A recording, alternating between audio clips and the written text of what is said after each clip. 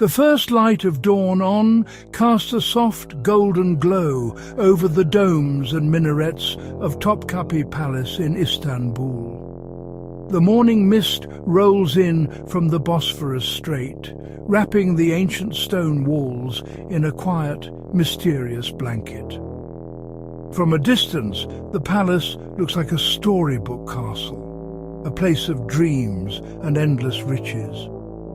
Within its sprawling courtyards and lavish pavilions, the world of the Ottoman Sultan stirs. But deep inside, hidden from the public eye, lies a world far more complex and dangerous than any fairy tale. This is the Imperial Harem, a place whose name alone conjures images of luxury, beauty and secrets. Many imagine the harem as simply a collection of beautiful women dedicated to the Sultan's pleasure. While it was certainly a place of incredible opulence, filled with silks, jewels, and the most stunning women from across the vast empire, this picture is incomplete. The harem was much more than that. It was the very heart of Ottoman political life, a fiercely competitive arena where power was the ultimate prize. Every smile could hide a scheme, and every gentle word could be part of a larger, more dangerous game. The women who lived here were not just passive beauties, they were players in a high-stakes contest for influence, survival and control. Within these gilded walls, a strict hierarchy governed every aspect of life. Young girls, often captured in wars or given as gifts, would arrive at the palace with nothing. They would be trained in music, poetry, dance, and the intricate customs of the Ottoman court. Their goal was simple, yet incredibly difficult: to catch the eye of the Sultan. If a woman succeeded and bore him a son, her status would skyrocket. She would become a Haseki, one of the Sultan's favorites, and her life would be transformed. But with this new power came new rivals and greater dangers, as every other woman in the harem vied for the same position. The very air in the harem thrummed with unspoken tension. It was a world of women, ruled by women for the advancement of their sons. The stakes were nothing less than the future of the empire itself, as the son of the most powerful woman could one day become the Sultan. This constant struggle for proximity to the throne turned the opulent chambers and serene gardens into a battleground.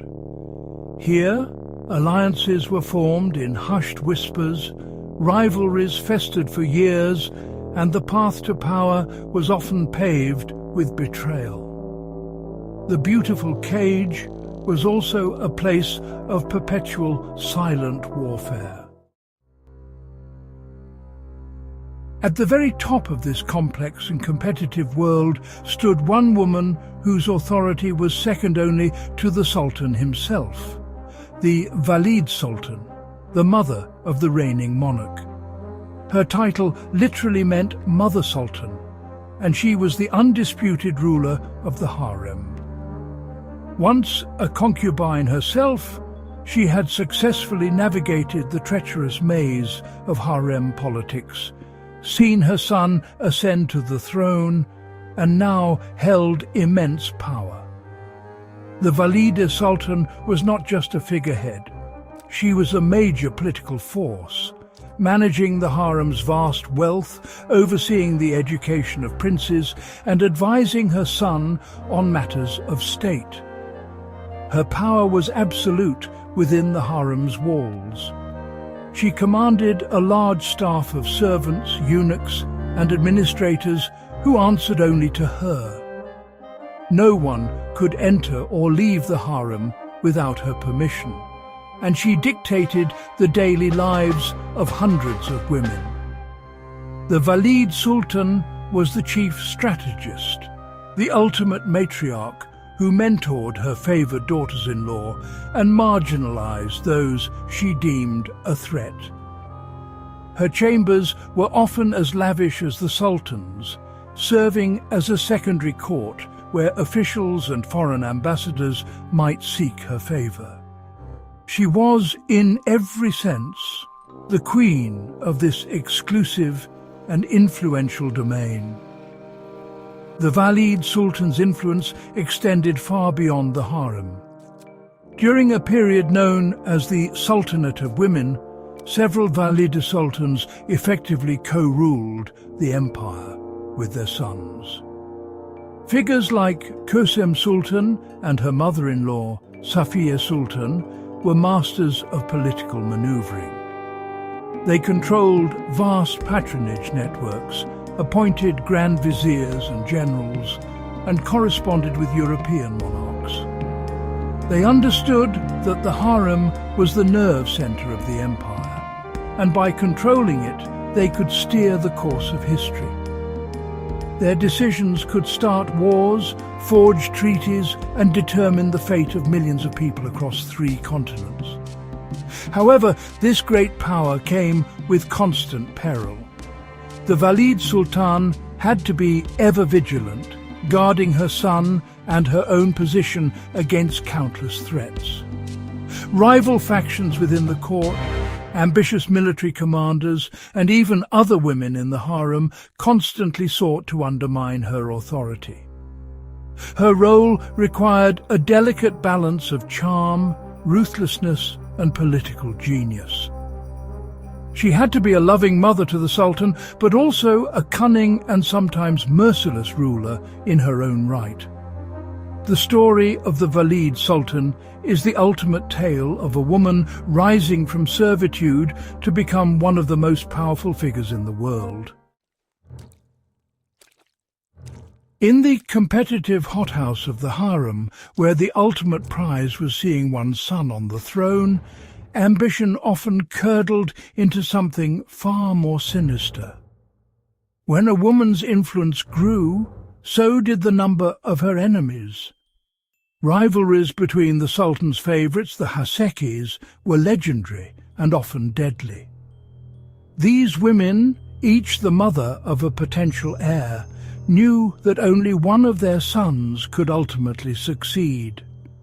This created a desperate life-or-death struggle where the loser faced not just disappointment, but often execution or a lifetime of imprisonment.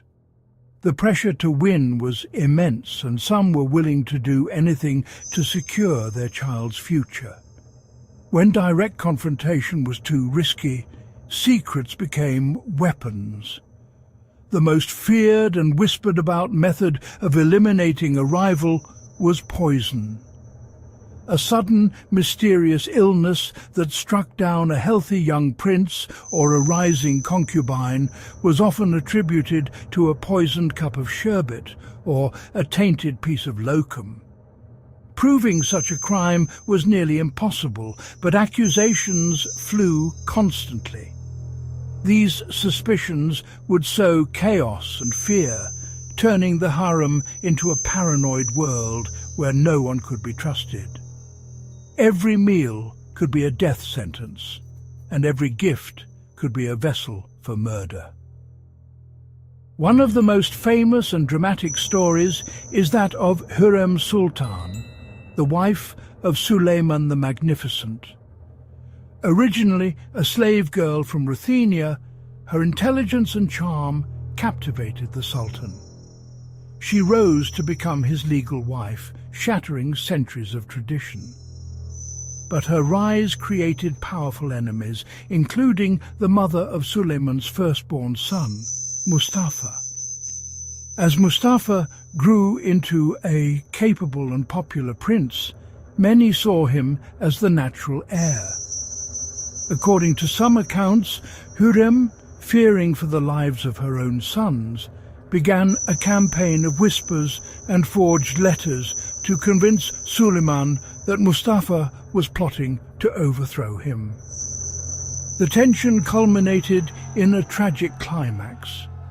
Believing his beloved son had betrayed him, Suleiman summoned Mustafa to his campaign tent. As Mustafa entered, he was ambushed and strangled by the Sultan's executioners. While Harem's direct involvement has never been definitively proven, many at the time and historians since have pointed the finger at her, seeing the event as the ultimate act of a mother's ruthless ambition. The death of Mustafa sent shockwaves through the empire and secured the path to the throne for Harem's son, Selim. It was a chilling reminder that in the harem, the fight for power was a game played for keeps. Amidst the constant political scheming and struggles for power, the harem was also a place of deep human emotion. Hundreds of young women and men lived in close quarters, their lives strictly controlled, but their hearts could not always be commanded. The concubines were bound to the Sultan, and the palace guards, particularly the eunuchs who oversaw the harem, were forbidden from forming relationships. Yet, within the labyrinthine corridors and hidden gardens of Topkapi Palace, forbidden love stories unfolded in the shadows. These secret romances were the ultimate act of rebellion, a dangerous gamble for a moment of genuine connection. A stolen glance across a courtyard, a hand brushed in a crowded corridor, or a secret message passed through a trusted servant. These were the small sparks that could ignite a perilous affair. For a concubine, falling in love with anyone other than the Sultan was a treasonous act. For a guard, it was a betrayal of his sacred duty. The risks were astronomical. If discovered, the punishment was swift and brutal, almost certainly ending in death for both lovers. The legendary Maiden's Tower, a small fortress in the middle of the Bosphorus, is rumoured to have been a place where such disgraced lovers met their end. These relationships were not just about passion, they were about finding a kindred spirit in a world of profound loneliness and isolation. Many concubines were thousands of miles from their homes, stripped of their families and identities. The guards, too, often lived solitary lives, bound by oaths of service. A secret romance offered a brief escape from their gilded cages, a chance to feel seen and valued as an individual rather than as a pawn in the Sultan's world. They would meet in forgotten storage rooms or secluded corners of the vast palace gardens after dark, their whispered conversations a stark contrast to the silent, watchful atmosphere of the harem. One can only imagine the terror and exhilaration of these secret meetings. Every creak of a floorboard, every unexpected footstep would send a jolt of fear through them. They lived on a knife's edge, where a single mistake or a jealous rival's whisper could lead to their doom. And yet they continued to take the risk, driven by a force more powerful than the rules of the empire.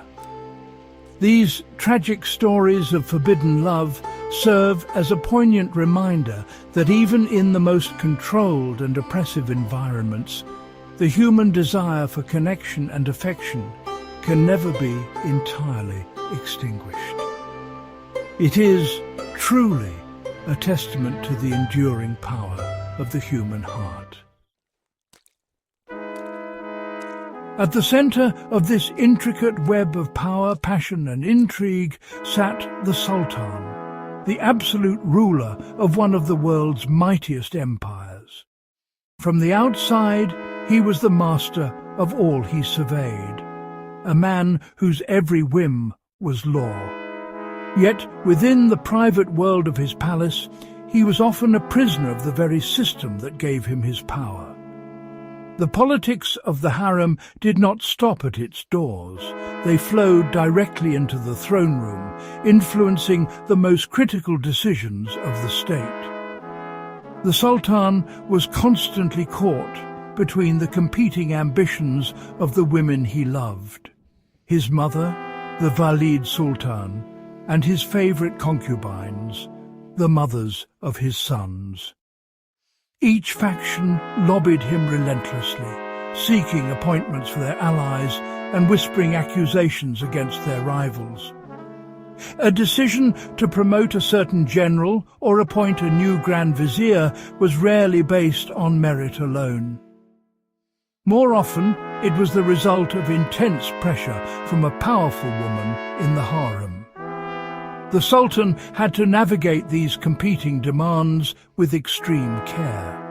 Favouring one side too much could alienate another, leading to resentment and instability that could spill out into the wider empire. His personal affections were inextricably linked to state policy, making his heart a political battleground. This constant pressure took a heavy toll. The Sultan was a man torn between his duties as a ruler, his obligations as a son, and his feelings as a husband and father. Imagine, if you will, the anguish of Suleiman the Magnificent, forced to choose between his celebrated heir, Mustafa, and the sons of Harem, the woman he adored. His decision to execute Mustafa, whether justified or manipulated, haunted him for the rest of his life and is seen by many historians as a turning point that contributed to the empire's slow decline. The Sultan was powerful, yes, but he was also profoundly trapped, his choices constrained by the emotional and political dramas unfolding within his own home. Ultimately, the intrigues of the harem shaped the destiny of the Ottoman Empire. The alliances and rivalries born within its walls influenced military campaigns, diplomatic relationships, and most importantly, the line of succession. A capable prince might be sidelined or eliminated because his mother lacked influence, while a less competent one might ascend to the throne backed by a powerful matriarch. The Sultan's struggle was a lonely one. He held the world in his hands, but his choices were often guided by the whispers that echoed from the gilded cage he himself had built. Today, the great halls of the Topkapi harem are quiet. The whispers have faded, and the scent of jasmine and intrigue has been replaced by the faint echo of tourists' footsteps on cold marble floors. The silk cushions are empty, and the latticed windows look out onto a world that has long since moved on. The Ottoman Empire is gone, and the Sultan is a figure of history. Yet, as one walks through these opulent, silent rooms, it is impossible not to feel the weight of the lives that were lived here. The ambitions, fears, passions and sorrows of the women who once called this gilded cage home seem to linger in the air. The harem was a paradox, a place of both dazzling luxury and profound confinement. It was a world built to serve the desires of one man, yet it was ultimately the women within it who shaped its destiny and, by extension, the destiny of the empire. They were not merely passive objects of beauty, but active agents of history, wielding immense influence from behind veils and screens. They proved that power can be found and exercised even in the most restrictive of circumstances. Their stories are a testament to their resilience, intelligence, and unwavering ambition in a world designed to control them. The tales of the harem of poison plots, secret alliances, forbidden loves, and powerful matriarchs are more than just dramatic historical footnotes. They reveal a timeless truth about human nature. They show us that wherever people are gathered, whether in a palace harem or a modern boardroom, the same fundamental forces are at play. The drive for power, the sting of jealousy, the pursuit of security for one's children, and the yearning for love are universal desires that transcend time and culture. In the end, the story of the Sultan's harem is a powerful reminder that history is often shaped in private spaces, far from the public eye. Behind walls of unimaginable wealth and luxury, the intimate choices and personal struggles of a few individuals had consequences that rippled across the globe. As the sun sets over the Bosphorus, casting long shadows across the empty courtyards of Topkapi, the echoes of those choices still resonate. They remind us that behind every great empire and every major historical event, there are human hearts, with all their brilliant, beautiful, and sometimes terrible ambitions.